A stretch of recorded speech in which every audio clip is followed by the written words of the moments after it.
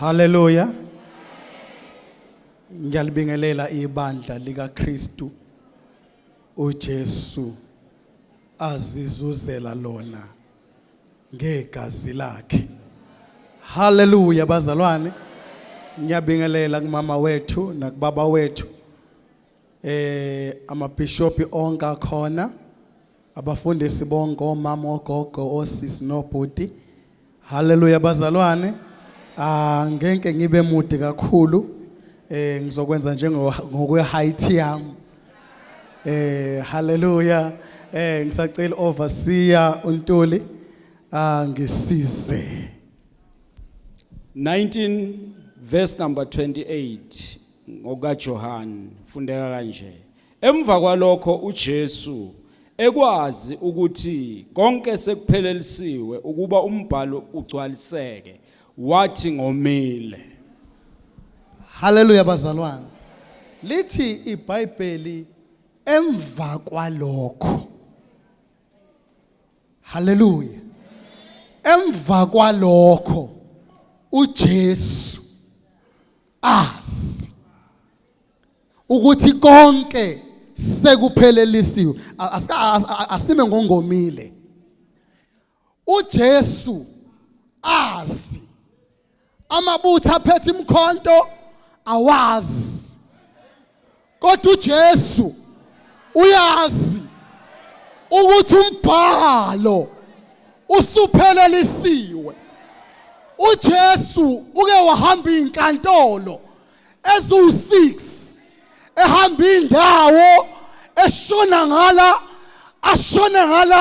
kodwa wangasho ukuthi womile. Why? It's because umbhalo awukakapheleliswa.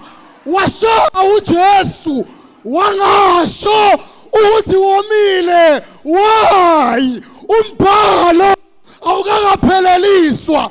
Wathwesa isiphambano waye Golgotha wangasho ukuthi womile. Why? Umbhalo awukakapheleliswa.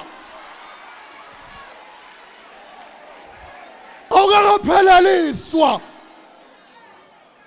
Wahamba uJesu uthenyuka intaba wase wahlangana nendoda yayimnyama yaseAfrika yafuna ukumthwesa isiphambano ukumphathisa. Wangasho ukuthi womile. Why? Umbhalo awukakapheleliswa. Umbhalo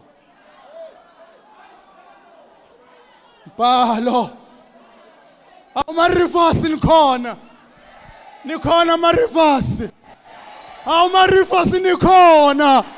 Akanithi umbhalo awukakapheleliswa. Befika entabeni bamneka phansi esiphambanweni. Wangasho futhi ukuthi womile. Why? Umbhalo awukakapheleliswa. Lethi iBhayibheli banele bamhenge emthini.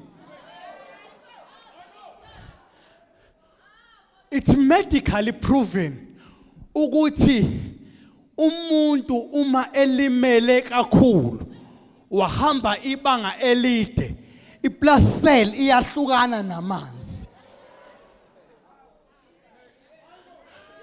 Ngokomzimba kaJesu indodana kaMaria wayesomile ngokuba wayesekhathele ngokwenyama. Kodwa ngokwe-spiritual evesini esiphuma kulona elithi uNkulunkulu wami ungishiyelana.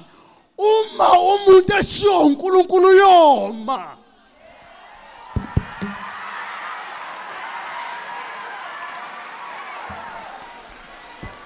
Yes.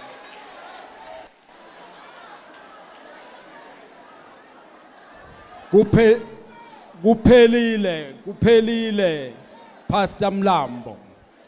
By Pastor Mlambo kuphelile.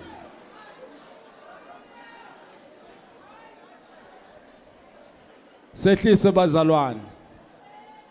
Umuntu mayishiwa uNkulunkulu wenza njani? Umuntu meshiwa uNkulunkulu banjani? Yes.